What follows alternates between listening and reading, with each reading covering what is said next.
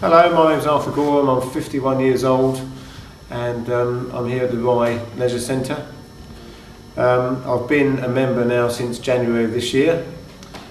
It's a long story, but I've done really well, and thanks to the centre in all fairness. Over the last 9 months I've managed to lose 2.5 stone, which was massive for me because it's made me feel a lot better.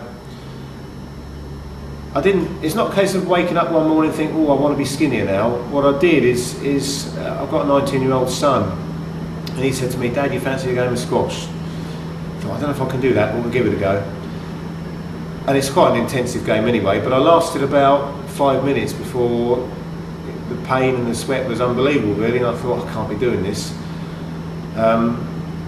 So I need to do something about this. I mean, I work as a baker as well, which there's an element of fitness needed in that, and I'm thinking, by the time I'm 60, I'm going to be a couch potato here, so I really need to do something about this. I phoned around a few local gyms just to get an idea, because money's always an issue, so it'd be nice to see how much they charge. And actually came to the Rye Centre, and it was affordable, and I thought, this is okay. I needed to get used to the machines. I had to have an induction initially. So I did that and met a lady called Julie who gave me the induction,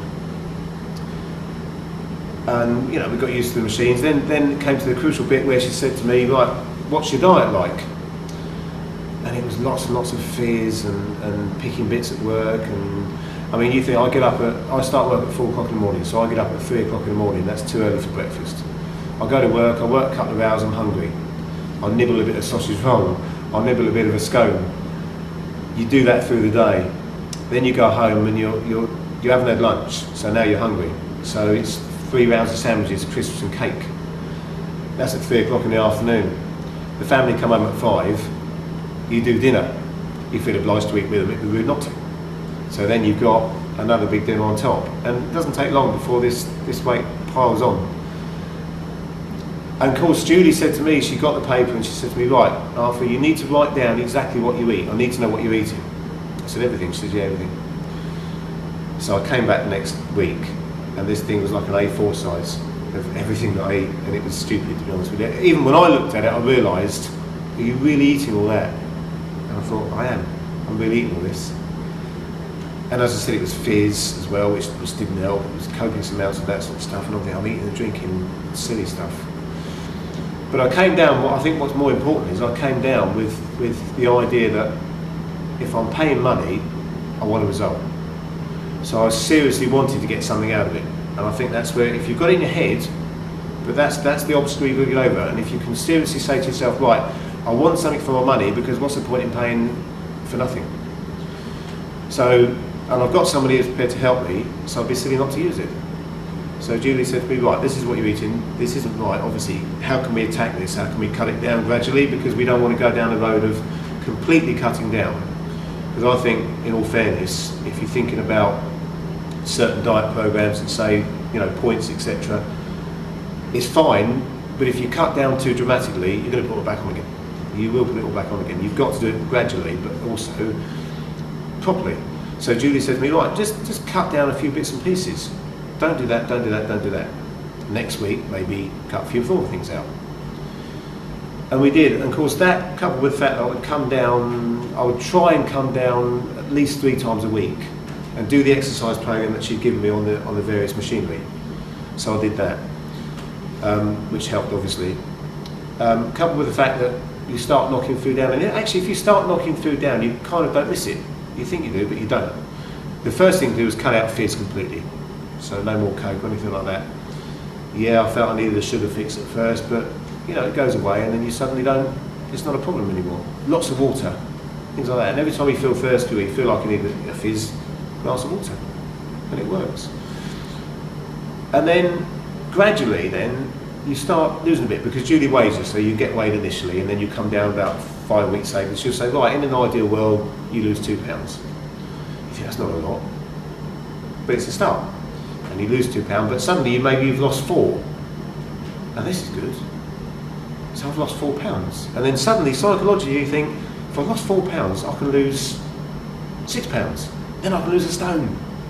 And then once you've got that in your head, you know, you're 3/4 of the way there. But then it's keeping it. But if you, every time you come down, even if you've lost just a small amount, even just something stupid like half a pound, as long as you've lost something, then, you know, because you might eat a packet of something and think, oh, it's not going to put it on. So you do that, and you might only lose £2 instead of 4. But if you're losing something all the time, I mean, I found actually that you can still have your bits and pieces if you're going to have, if you're going to be into a till of quality streaks, for example. If you have one quality streak, fine. If you have half the tin, then that's what's going to put your weight on. But have your treats, but just have like 1 or 2 instead of, have 1 biscuit instead of the packet. You mentioned you'd lost 2.5 stone, yeah. And how does that make you feel now? Oh, I mean, it's totally different altogether. Totally different altogether, because it may not seem to some people like a big weight loss, but you don't realise how much 2.5 stone actually is. We're not measuring it totally in weight. We're talking about 4 sizes down in trousers. So going from a 38 to a 34. You know, so that's massive. And you notice, that's where you notice when you're getting dressed, you notice that this shirt is now far too big. Your extra large shirt is hanging off you. You don't need it anymore, you know. So it's kind of things like that spur you on, because once you know you can, and you need a belt. I never wore a belt with trousers. I never needed to, because we barely held them up. But now I have a belt for trousers just to hold them up. You know, and that's kind of. So it's changed the way you look. Absolutely, yeah. Changed the way you feel. 100%. Fantastic. Yeah. And you've got into running. Yeah. I mean, what happened there was. I came down, I'd done my induction on the machinery, and Julie said to me, oh, this is what you do on a running machine. So I was like, I can't run. I had trouble walking far, let alone running. So I went on, which is very basic speed on the running machine, level 5, which is probably just a brisk walk on the machine. So I brisk walked for about 6 minutes, and I had to give up because the sweat was pouring off me, and I just felt really tired. I thought, how can I do this? So Julie said to me, well, do it for a week, and then maybe go to level 6, and then try 7. When you get to 7, you'll be jogging a bit, and then even if you can only do 2 or 3 minutes, it doesn't matter. We're not talking about being a massive athlete. You know, we're talking about just gradual. So we're saying do 5 minutes running. Next week maybe do 6, and build it up gradually. And I did that, and I found that I'm liking this. This is really, really good. So I'd set myself targets, and I think this is important, my friend, is setting yourself targets, because if you can, that's what you need to do to drive yourself on. So I'd come down, I think, right, I'm going to attempt to do 3 kilometres on the machine, and obviously the machine tells you how you're getting on. And this was at probably level 7, so it's a good jog. So I'm doing this, and of course I've done 2, and I'm thinking that I'm tired now. But no, I need to keep going because I want to achieve this 3. And you know, when you achieve that 3, it's massive. Yeah, I've done it. So next week, right, now I'm going to do 5. And eventually, you get to 10, which is like 6 miles. So I'm doing 10k on a running machine. So I'd achieve that because Julie happened to be there in the afternoon, and I'd come down with my son. He said, yeah, we can do this, Dad. And he was a bit of an influence, bless him as well. And he said, we can do this. Doesn't matter if it takes an hour, doesn't matter if it takes 2 hours. You know, just do it. And I think it was about an hour and a half. And when the old machine flashed up 10k, you know, wow, I just won the lottery. I really had won the lottery, and I thought, this is wicked. And then, of course, then you see how many calories you burn, and that's the incentive as well, because the calories flash up. You think, wow, you know, I've just done half a dozen Mars bars and a packet of crisps, probably. You know, and this is fantastic. So then Julie said to me, you enjoyed that, didn't you? I said, yeah, I did. She said, there's a 10k run in Battle, that's a village nearby. And I thought, 10k outside run. To me, running, 10k running, or any form of running, is for like your Seb Coes of the world. You know, they're all slim athletes, and it's not for the average person. This is what you think to yourself. I said, no, honestly, anyone runs, fun runners, anyone runs, it's not a problem. You should do it. Do a bit of training. Pick if you can do it indoors, or if you can get a course around the village, do a bit of training, she said. And have that as your goal. So I thought, okay. So I'd done that, and then we came to the 10k, and it was 50. I said if I could do this under an hour, I'd be well chuffed. 6 miles under an hour, I'd be really, really pleased with myself. 58 minutes. Came in 58 minutes. And what an achievement that was, you know. It's just like, it's amazing if you've ever wanted to swim with dolphins and you swim with dolphins, when you come out you think, wow, that's what I've done. That's what I felt like when I've done the 10k for 58 minutes. I really felt, you know, there was people coming in, I think the winner done it in 35. But hey, you know, so he'd run 6 miles, I'd run 6 miles. Just mine took a bit longer, but I'd still run that 6 miles. And I was well chuffed. And then another one came up in Beckley, which is another local village. And this one was going to be more challenging because it's very, very hilly. So I thought, it's okay, I'll put a bit of hill training in. Julie said to me, find there's a hill in Rye actually. She said to me, sprint up it, jog down it, sprint up it, jog down it. See how you go with that. So of course by now, you see, I was probably, by this time we're talking of August. So I was already a stone lighter. So running was kind of like a lot easier anyway, although it's only a stone, it was a lot easier. A lot less weight to carry. So I'm already a stone lighter, 2 stone lighter by the time I'd done the Beckley one. And I went round that, and it was up hills and up and down hills, and that one I came in 56. And I thought, this is a whole 2 minutes off what I'd done. And I actually beat my 19-year-old son. Yes. Get in, you know.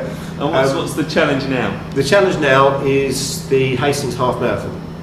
That's the next. There's a 10k run in Ashford, which is all flat, because Ashford is very flat.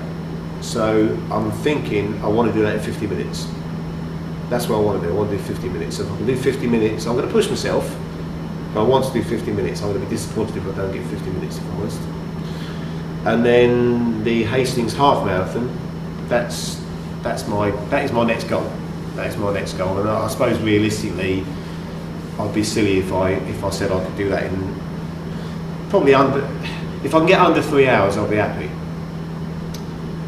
I might be able to do it quicker, but I like to set myself realistic targets. I don't want to set stupid targets. I've set a realistic target in the hope that if you cheat a bit and set a target that's a little bit probably worse than you can achieve, then when you get under that, you feel so much better. You know what I'm saying? So if I say that I think I can probably do the Hastings in maybe 2:40, 2:45. If I say 3 hours and I come in at 2:45, I'm happy. If I say 2:45 and come in at 2:50, I'm disappointed. No, makes sense. Yeah, so I need to set myself a little bit higher than what I think I can achieve. And then that's a motivational thing, see? Yeah. Good luck with it. Yeah, that's my goal. Fantastic. Is there anything else you want to say? No, just be prepared to have to buy yourself some new clothes, maybe. Because you obviously you start slimming down for the stuff you're wearing. Fantastic.